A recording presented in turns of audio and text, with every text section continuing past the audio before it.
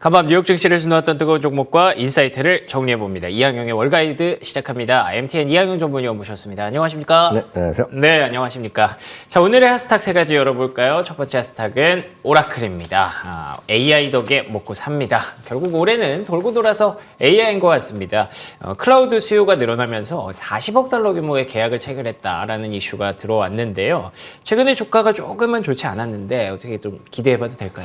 맞습니다. 최근에 주식시장에서 오라클의 퍼포먼스는 좋지 않았습니다. 실적이 발표된 것이 실망스럽기 때문에 실적 이후에 수기에서 갭 하락이 났었던 상태인데요. 다만 이 회사는 소위 소프트웨어 쪽 기업 그리고 데이터베이스 규모로 보면 세계 최대 기업으로 상당히 그럼요. 좋은 기업은 분명한데요. 오늘 이 주식을 특별하게 말씀드리는 이유는 사토리 펀드의 창업자이자 대표인 댄 나일스가 최근에 오라클에 대해서 얘기가 있는데요. 상당히 흥미로운 얘기를 하고 있고 여전히 자기의 탑픽이라고 제시를 하고 있습니다. 가장 중요한 것은 여전히 최근에 지금 주가가 흔들렸지만 장기적으로 꾸준하게 주가가 상승했다는 것이 가장 큰 매력이라고 일단 얘기를 하고 있는데요. 쉽게 얘기해서 최근 들어서 또 하나는 소위 생성형 AI 시장 그리고 클라우드 분야의 성장이 지속되고 있다는 것을 강조를 하고 있습니다. 말씀드렸다시피 2분기 때 실적 미스로 인해서 20년 만에 하루의 하락폭은 가장 큰 하락폭을 기록했었지만 최근 들어서는 다시 대규모 AI 그리고 대규모 클라우드의 계약을 신규 계약을 또 체결했다라는 얘기를 하고 있습니다. 그러면 결국 영업 마진이 다시 확대될 수 있고 그러면 2026년까지도 높은 한 자릿수 대 매출 증가율을 가능하다라고 일단 얘기를 하고 있습니다.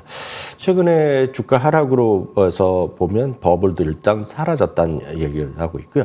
글로벌 최대 규모의 데이터베이스 회사인 것도 분명하다는 시각을 강조를 하고 있다는 것도 참고하실 필요가 있겠습니다.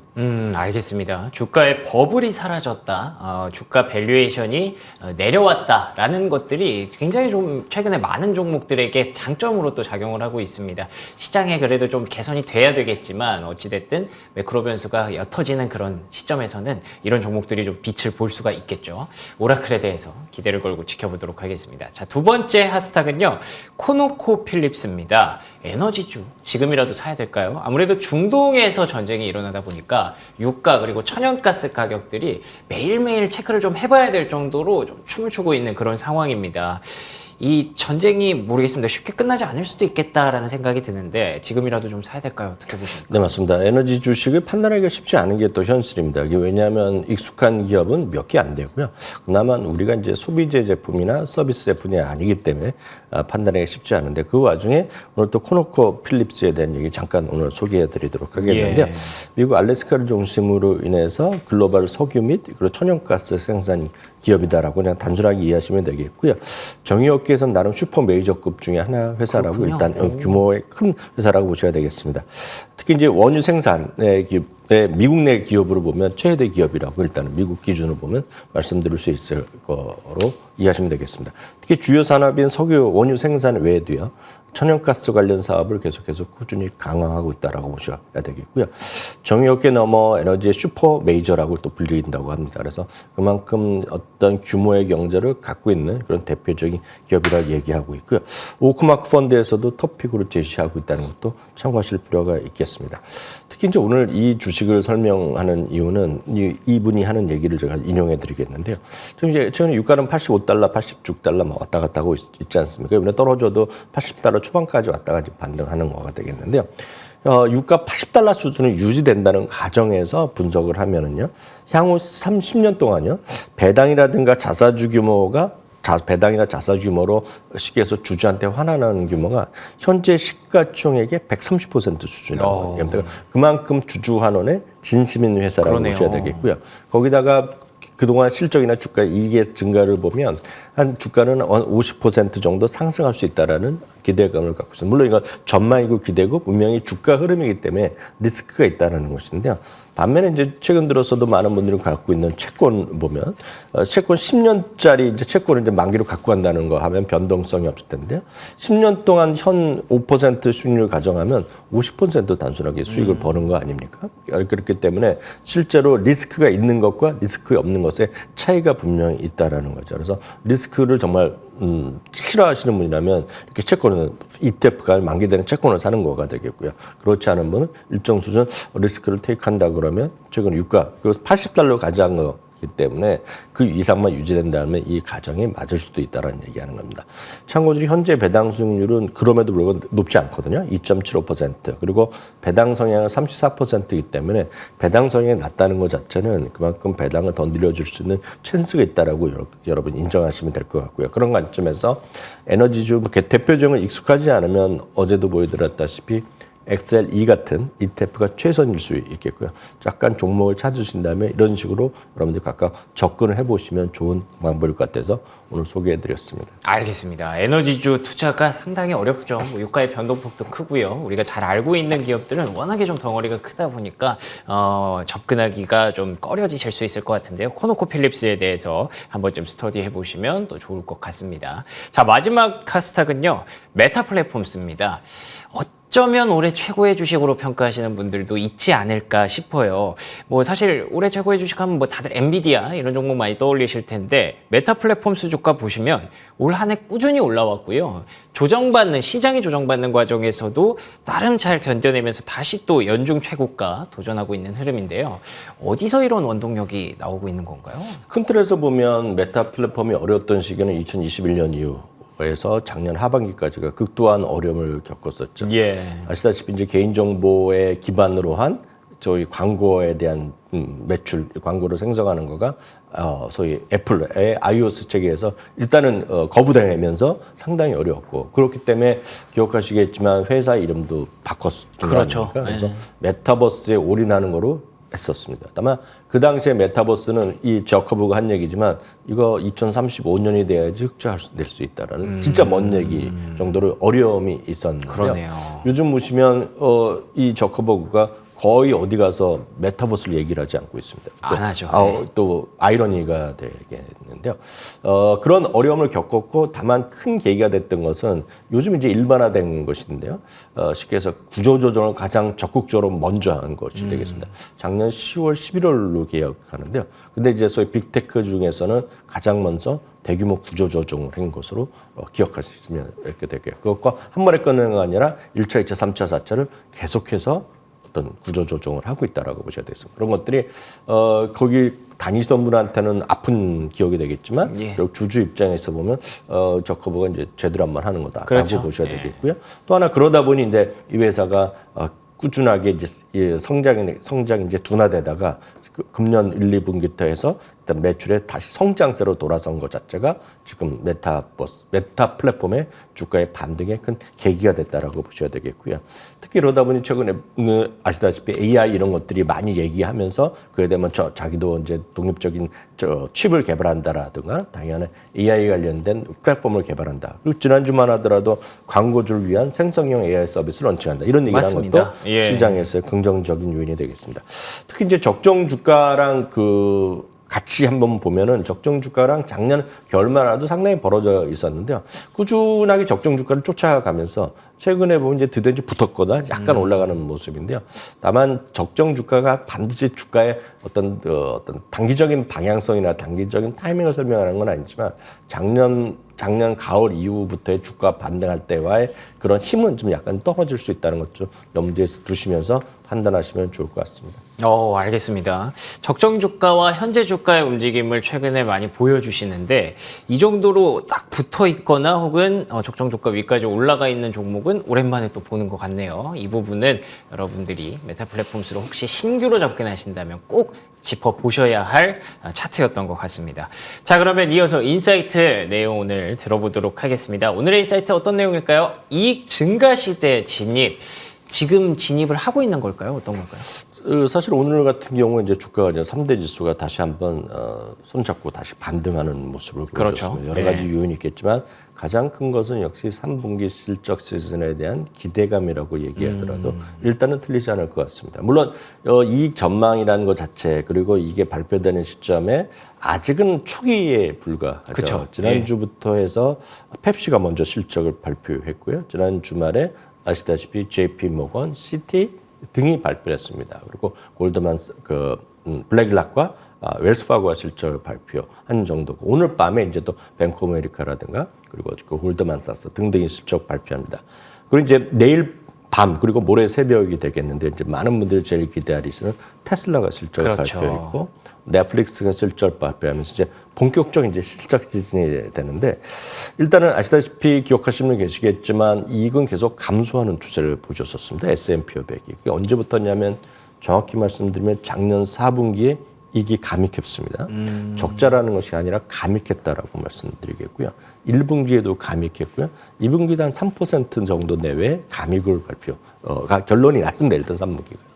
그 2분기까지요. 그럼 3분기 연속 스트레이트로 이익이 감소했었는데 이번 분기에 실적 9월 말로 끝났다고 일단 그냥 쉽게 말씀드리면 끝났다라고 보셔야 되겠고 이제 실적 시식이 막 개막됐는데 지금은 팩트셋 기준으로 보면 0.4% 이익 증가가 일단 추정되고 있습니다. 물론 실제 발표되는 것은 더 올라갔기 때문에 한 5, 6% 나오겠지만 지금까지 나온 지난 주말 기준 보면 0.4% 정도로 이익이 증가한다는 겁니다. 그런 관점에서 월스트리트저널의 보도에 따르면 지금 이익이 다시 컴백하는 시대라고 일단 정리가 됐다라고 보셔야 되겠습니다. 그래서 예. 미국 주식은 우리나라 주식은 뭐 이론적으로 그렇지만 꼭 그렇지는 않은 것이 아쉽지만 이제 이머징 마켓의 대표적인 한국 시장의 어찌 보면 현실이라고 보셔야 되겠는데요. 미국 주식은 미국 뭐 영국 등등 합해서 잘 오래된 주식시장이고 하나 탄탄하기 때문에 결국은 수많은 이슈가 있지만 결국에 집중되는 것은 숫자거든요. 그러니까 숫자의 중심으로 본다 그러면 이익이 분명히 증가하고 올해보다 내년에 상당히 좋아질 수 있다는 그런 기대감에서 출발할 수 있다고 보셔야 되겠습니다. 팩트셋에서 나온 결론부터 보여드리는 걸 제가 지난 주말에 나온 그런 보고서를 하나 잠깐 보여드리겠는데요. 네. 2022년 3월 이후에 4, 5분기, 금년 1, 2분기가 마이너스 이익이 감소했다고 말씀드렸는데요. 이번에 처음으로 이익이 증가세를 바뀌어드린 거고 말씀드렸다시피 0.4%의 이익 증가를 보여주는 그림이 바로 이 그림이 되겠습니다. 그래서 지금 3분기 연속으로 가운데가 마이너스 났고요. 이번 분기는 아주 조그만 바그래프가 있겠고요. 아, 그러네요. 네, 그리고 이제 앞으로 4분기, 5분기 연속까지 나온 것과 같이 계속 이익이 증가하는 그림이 나옵니다. 그래서 늘 말씀드리지만 이익이 더 좋아지는지 나빠지는지 갖고 주식의 판단을 하는 것이 특히 미국 주식을 하다. 한국 주식은 약간 다를 수가 있습니다. 한국 주식은 이런 이익을 성장한다고 다들 얘기하지만 다들 매번 여러분들이 증권회사 가시거나 여러분들이 커뮤니티 가시거나 여러분들 친구들끼리 무슨 재택 관련된 모임도 오프라인 하시잖아요. 예. 그럼 대부분이 이익이 좋아지기 때문에 사봐야도 된다 얘기하고 있지만 숫자를 얘기하는 사람은 제가 거의 본 적이 없습니다. 또 주가는 또 다른 얘기더라고요. 네, 항상. 그렇게 네. 얘기를 많이 하죠. 대표적으로 대한민국에서 올해 가장 히트를 쳤던 그런 특정 섹터가 제가 말씀한 부분 그 있지 않습니까? 테마. 그렇죠. 그 테마가 2023년뿐만 아니라 4년, 5년, 6년, 7년 10년 정도의 이익까지 다 각각 밸류에이션을 갖다 주가를 올라갔던 건데 그랬죠. 예. 그때 이익을 얘기하는 사람 별로 못 들어보셨을 겁니다. 이익이 얼마고 그런 얘기 별로 없거든요.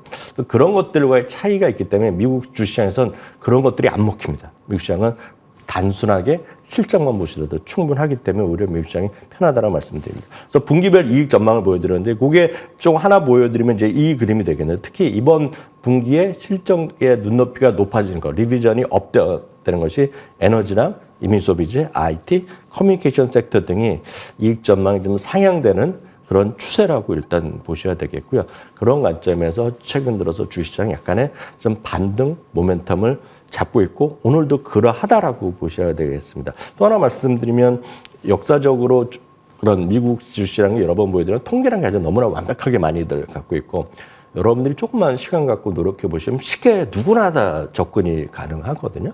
왜냐하면 다우지수 같은 건 130년의 역사, S&P 500은 거의 100년의 역사를 갖고 있기 때문에 다 가능한데 특히 연간으로 보면 이 그림이 아주 특이한 그림인데요. 이제 우리가 8월 달, 9월 달에 마이너스였고 10월부터 플러스 났다고 말씀드리지 않았습니까?